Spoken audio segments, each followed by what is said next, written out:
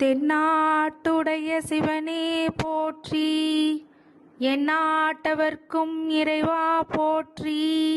ஈஸ்வராய நமக. குலதெய்வமான ஸ்ரீ பொன்னம்பல சுவாமி, ஸ்ரீ பொன்முத்து கற்பன சுவாமி, அங்காள பரமேஸ்வரி, பாப்பாத்தி அம்மன் துணையுடன் இந்த நாள் இனிய நாளாக அமைய அனைவரின் அவரவர் குலதெய்வம் காத்து அருள் பாலித்து பிரம்மாண்ட வெற்றியை கொடுக்க வணங்குகின்றேன். இன்று பிறந்த நாள் மற்றும் திருமண நாள் காணும் அனைத்து சொந்தங்களுக்கும் என்னுடைய நல்வாழ்த்துக்கள். இந்த கும்பராசியில் பயணம் செய்து கொண்டிருக்கிற சனி பகவான் ஜூலை முதல் வக்ரகதியில் பயணம் செய்ய போகிறார் அப்படிங்கிறது தான் ஒரு நிதர்சன உண்மை.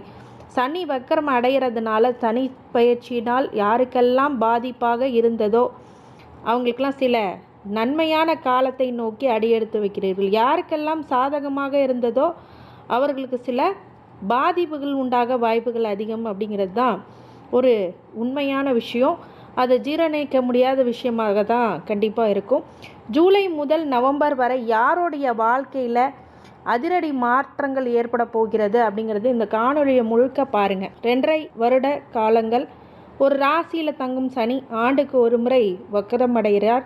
சனி 5ஆம் வீட்டில் சூரியன் சஞ்சரிக்கும் போது வக்ரம் பெற்று 9ஆம் வீட்டிற்கு சூரியன் வரும்போது வக்ர நிவர்த்தி அடைகிறார் அப்படிங்கிறது உண்மை. ஜூன் 29ஆம் தேதி, அதாவது ஆனி மாதம் 15ஆம் தேதி சனி பகவான் வக்ரகாலம் ஆரம்பிக்கிறது.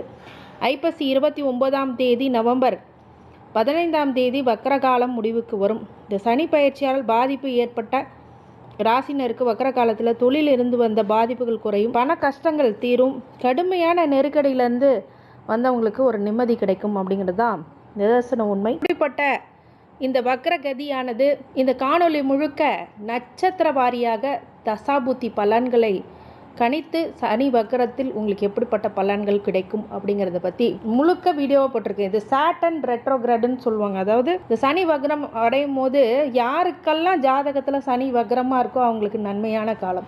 இந்த பயிற்சி பலன் அப்படியே நடக்கும் உங்கள் ஜாதகப்படி இருந்தால். சனி வக்ர காலத்தில் சனியோடைய பவர் இருக்குது. இப்போ யாருக்கெல்லாம் என்ன பலனை கொடுத்ததோ அது ஆப்போசிட்டாக கொடுக்கும். ஒருத்தங்க கெட்ட பலனாக இருந்தால் நன்மையும், நன்மை பலனாக இருந்தால் கெட்டதும் கொடுக்கும். இந்த காணொலியை முழுக்க பாருங்கள். உங்கள் ஜாதகத்தில் தசா இருப்பெல்லாம் எவ்வளோ இருக்குதுன்னு பார்த்துக்கோங்க.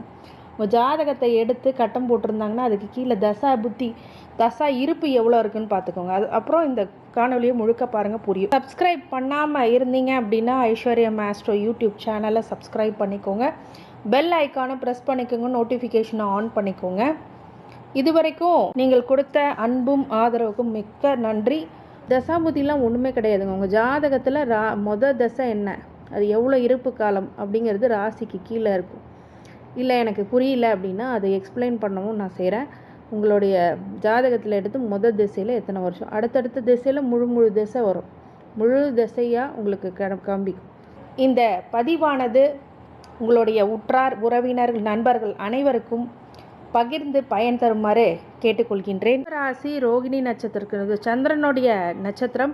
மொத்த தசா காலங்கள் 10 வருடம். என்னுடைய கால்குலேஷனுக்கு 5 வருடங்களை எடுத்துக்கிறேன். செவ்வாய் திசை ஒரு 7 வருஷம், ராகு திசை ஒரு 18 வருஷம், மொத்தம் 30 வயசு வரைக்கும் ரோகிணி நட்சத்திரத்துக்காரங்களுக்கு எப்படிப்பட்ட பலன்கள் நடக்கும். இது நாள் வரைக்கும் வாழ்க்கையில் அவமானங்கிறது இருக்குதா அப்படின்னா இந்த ரோகிணி நட்சத்திரத்துக்காரங்களுக்கு கண்டிப்பாக இருந்திருக்கும். இனிமேல் அதோடைய நிலை மாறுமா அப்படின்னா இந்த சனி வக்ரம் இந்த 4 மாதங்கள் 5 மாதங்களுக்குள்ள 140 நாட்கள் உங்களோட வாழ்க்கையில் மிகப்பெரிய மாற்றங்கள் கண்டிப்பாக உண்டு. சனி வக்ரம் பண்ணுறதுனால தந்தை வாழை சொத்துக்கள் மட்டுமே தான் பிரச்சனையை கொடுக்குமே தவிர மிகப்பெரிய பாதிப்புகளை கொடுக்காது. பேச்சை கொஞ்சம் தவிர்க்கணும். பெரிய அளவில் பேசிலாம் மாட்டிக்காதீங்க இந்த காலகட்டத்தில்.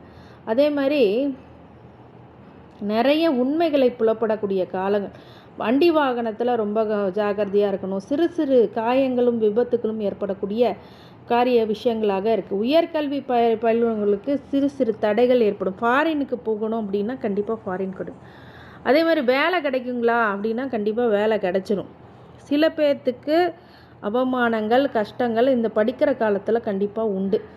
30 வயசு வரைக்கும் சில பேருக்கு பார்த்திங்கன்னா திருமணம் சரியான முறையில் நடக்குதுன்னா அந்த ராகு நல்ல இடத்துல இருந்தால் மட்டுமே திருமணம் இல்லை. மாற்றுப்பாலினத்தினரோட சண்டை பிரச்சனை, ஆணாக இருக்கும்போது பெண்ணுக்கோ பெண்ணாக இருக்கும்போது ஆணுக்கோ பிரச்சனைகளை அதிகப்படுத்தி விடும். அதனால் ரொம்ப ஜாக்கிரதையாகவும் கவனமாகவும் இந்த காலகட்டங்களை நீங்கள் கடந்து செல்ல கண்டிப்பாக இந்த விஷயங்களை நீங்கள் பார்த்து செய்து கொள்ள வேண்டும். அதே மாதிரி சோம்பேறித்தனமாக இருந்தீங்க அப்படின்னா இந்த காலத்தில் விட்டுட்டு வேறு வேலையை பாருங்கள். சிறு சிறு தடைகள் ஏற்படக்கூடிய வாய்ப்புகள் நிறைய. உயர்ந்த பொருள் வச்சுருந்தீங்கன்னா அதை பத்திரப்படுத்தி வச்சுக்கோங்க. உங்கள் இளைய சகோதரர் இல்லை மூத்த சகோதரர் சில பிரச்சனைகள் ஏற்படக்கூடும். இதனால் கொஞ்சம் கவனமாக இருக்கக்கூடிய காலகட்டம். உங்களுடைய தாயார் வழியில் ஒரு சில அக்கறைகள் உங்களுக்கு கண்டிப்பாக உருவாகக்கூடிய காலகட்டம். சில விஷயங்கள்லாம் ரொம்ப கவனமாக இருக்கிறது ரொம்ப நல்லது. இந்த ராகு திசையில் முக்கியமாக வம்பு வழக்கு, பெண்களால் அவமானம், கஷ்டம் அப்படிங்கிறதெல்லாம் இருக்கிறதுனால கொஞ்சம் கவனமாக இருக்கு. அடுத்தது குரு திசை 30 வயசுலேருந்து 46 வயசு. இந்த லேட் மேரேஜ், இந்த செகண்ட் மேரேஜ் ஆகாமல் இருக்கிறவங்களுக்கெல்லாம் இப்போ மேரேஜ் ஆகக்கூடிய நிலை. நிறைய நல்ல பிராப்தம்லாம் இப்போ அமைய போகுது. குரு திசை பொதுவாகவே ரிஷப ராசிக்கோ ரிஷப லக்னத்துக்கோ ஆகாததாக இருந்தாலும் அவர் 8க்கும் 11க்கும் உடையவர் அப்படிங்கிறதுனால சிறு சிறு கண்டங்கள், திடீர் அதிர்ஷ்டம் அப்படிங்கிறதும் உருவாகும். உங்களுடைய குழந்தைங்களால் சின்ன சின்ன பாதிப்புகள் ஏற்படும். ஒரு சில பேருக்கு இந்த காலகட்டத்தில் நோய், எதிரி, கடன் அப்படிங்கிறதுல கொஞ்சம் நிவர்த்தி ஆகக்கூடிய காலகட்டம். லாபங்களே அதிகமாக கொடுக்கக்கூடிய காலகட்டம். எங்கே பிரச்சனை ஆகும்னா கொடுக்கல் வாங்கலில் பிரச்சனை வரும். நிறைய நம்பி கொடுப்பீங்க, அது ஏமாந்த போடக்கூடிய நிலை வரும். இல்லைங்க அப்படி ஏமாறல அப்படின்னா நோய் தீவிரத்தை காட்டும். இந்த மாதிரி விஷயங்கள்லாம் கொஞ்சம் கவனமாக பார்த்துக்குங்க. எதிரிகளை உருவாக்கக்கூடியதாகவும் அமையும் சில இடத்துல. ஏன்னா ரிஷபராசிக்கு பொதுவாகவே குரு வந்து ஒரு நல்ல திசை கிடையாது. ரிஷப லக்னத்துக்குன்னா சொல்லவே வேணாம், 100% நடக்கும். அதனால் லக்னத்துக்கு சொல்லனால இந்த ராசிக்கும் குரு பகைவர் தான், சரிங்களா?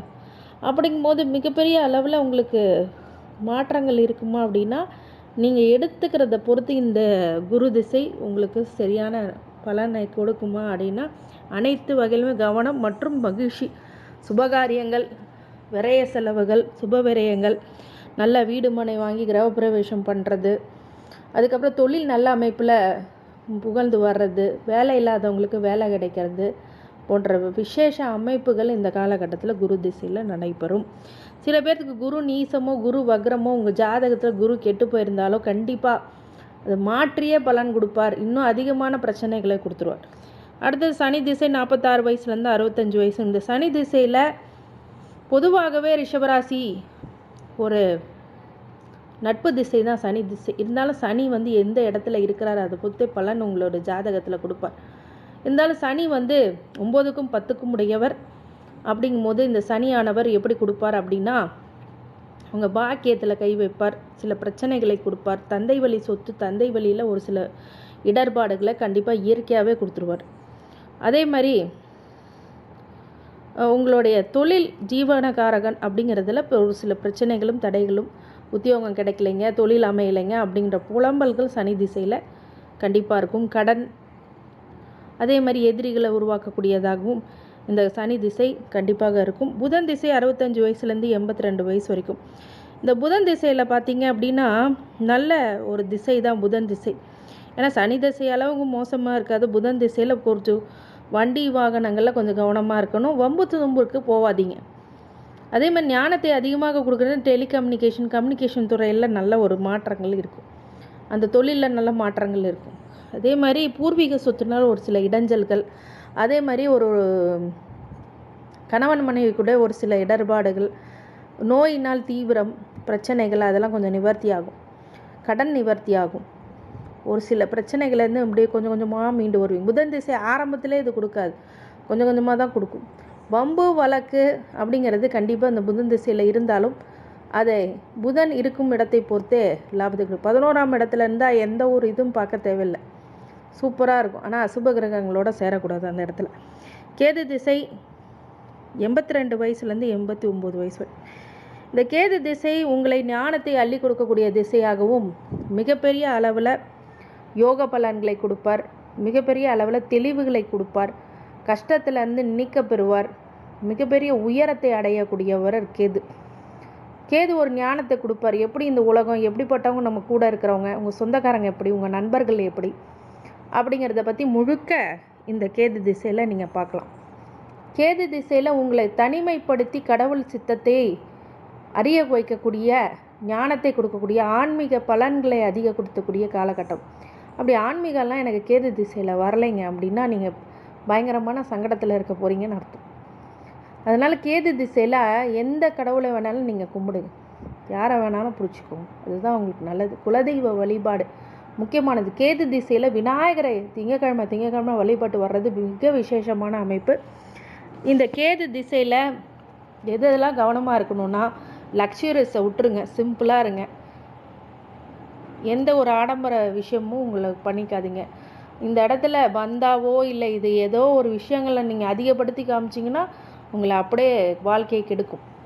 அதனால் இறை வழிபாடு சித்தம்போக்கு சிவப்போக்குங்கிற மாதிரி நீங்கள் அமைதியாகவும் ரொம்ப எளிமையாகவும் இருக்கிறது இந்த காலகட்டத்தில் ரொம்ப நல்லது. அடுத்தது சுக்கிர திசை 89 வயசுலேருந்து 99 வயசு வரைக்குமே சொல்கிறேன், இல்லை 100 வயசுக்கு மேலேனாலும் 109 வயசு வரைக்கும் சுக்கிர திசை இருக்குது, 20 வருஷம்.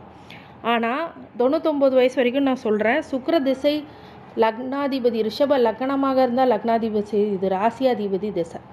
இந்த திசையில் மிகப்பெரிய நன்மை, சொத்து சுகம், வீடு வண்டி வாகனம் எல்லாமே கிடைக்கும். ஆனால் நீங்கள் அனுபவிக்க முடியாது, ஏன்னா வயசு அதிகமாயிட்டு வருது. அப்படிங்கும்போது இந்த சுக்கிர திசை அப்படிங்கிறது மிகப்பெரிய யோகம் இருந்தாலும் அதை அனுபவிக்க முடியாத வயசில் வர்றதுனால புரோஜனம் இல்லாத திசைன்னு கூட சொல்லலாம். ஆனால் உங்களுடைய பையன், மகன், மகள், பேரன், பேத்தி அவங்களுக்கெல்லாம் மிகப்பெரிய சுபிட்சமான பலன்களை கொடுக்கக்கூடிய திசை. உங்கள் கௌரவம் அந்தஸ்து அப்படிங்க உயரக்கூடிய திசை அப்படிங்கிறதுனால இந்த திசையில் உங்களுக்கு மிகப்பெரிய மாற்றங்களும் நன்மைகளும் அதிர்ஷ்டங்களும் தொழில் அமைப்பும் கொடுக்கும்.